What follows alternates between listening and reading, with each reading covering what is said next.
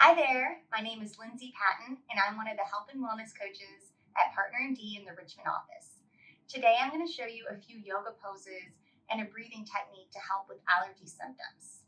So if you are currently congested, I would recommend beginning by blowing your nose. I won't demonstrate that part, but we'll go ahead and get started.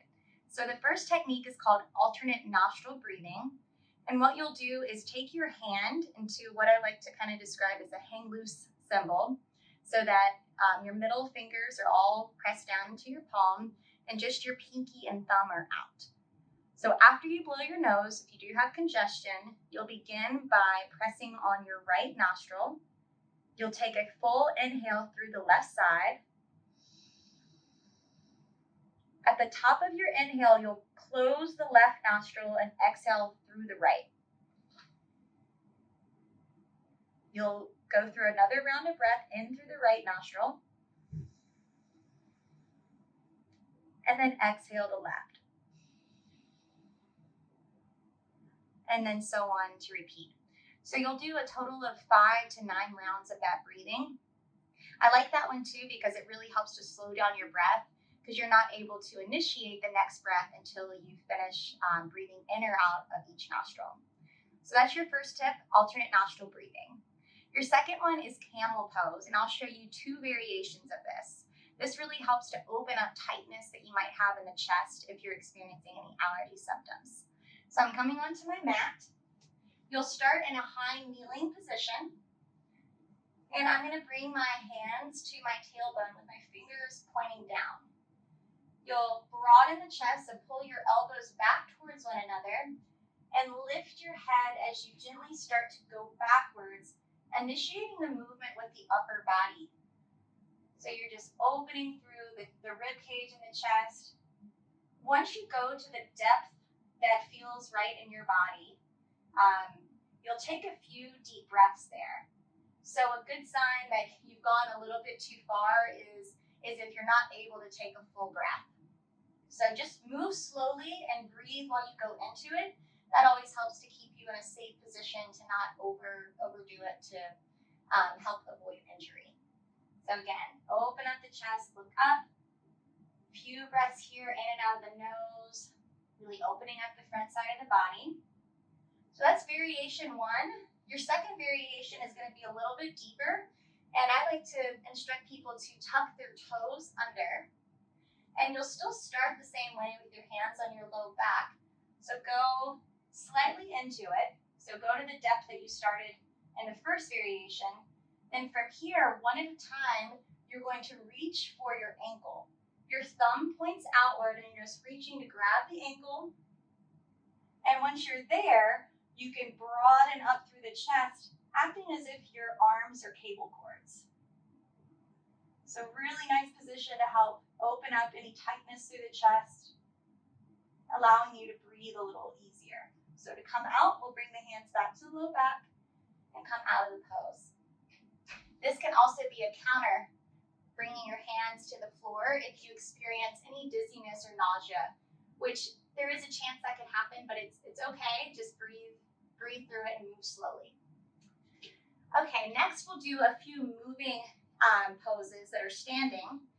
So start by just taking a big step to separate the feet, and you want them to be perpendicular. So I'm going to turn my right foot towards the front of my mat. My left foot stays pointing to the side. So I have 3 to 5 feet between my legs. And we'll start by bending into the right knee. So my hips and chest are staying open to the side of the mat, and my arms are going to go outwards. So this is our Warrior 2 pose. From here, to help stretch the sides of the body and to get to the rib cage, we're going to keep the legs exactly how they are and just tilt forward, bringing your right forearm to your thigh. Your left arm goes over your head.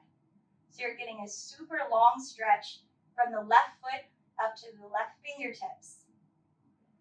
From here, you're going to transition back, so the legs again stay low. You're going to now reach back for reverse warrior. So now we're opening up the right side, feeling a stretch all down the side body. And then there's there's one more in this sequence. So you're just going to straighten your right leg and come forward into triangle. So again, my chest and hips are staying open to the side and really reaching up with my left hand. So this is a core strengthener as well as stretch. Try not to allow your top shoulder to close off, because remember, our goal is to open up the chest to breathe better. So if you find yourself kind of hunching forward, you'll want to bring the bottom hand, your right hand, up the leg a little bit more. You could also use a chair to support you as a home prop. All right, coming out of it. Then of course you'd repeat the same variation on your left side.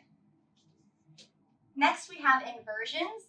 So the most accessible inversion that I like to teach is legs up the wall. If you've watched some of these videos, this will be a repeat. But just to demonstrate, you will sit against a wall, sit up as close as you can to begin, and then you're going to lie back and pivot so that your legs go up the wall. So this can be a very restorative pose.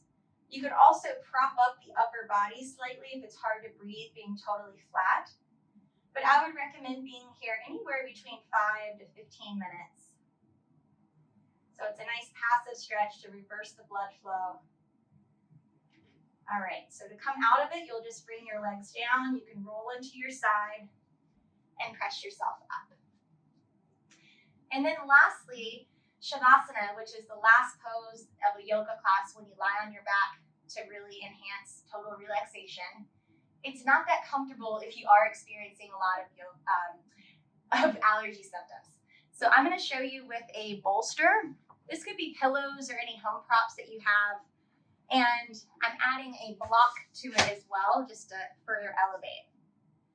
So what I'm going to do is set the block up so that it ramps underneath the bolster, so that when I lay down, I have a slight elevation of the upper body and it's easier to breathe. So you're welcome to even place blankets or cushions underneath your arms, and it's up to you of the degree of incline you have for the upper body, just to allow yourself to breathe optimally. So there you have it. Yoga poses to help with allergy relief. My name is Lindsay Patton at the Partner MD Richmond office. If you have any questions or comments, please leave them in the comments section. Thank you and have a great day.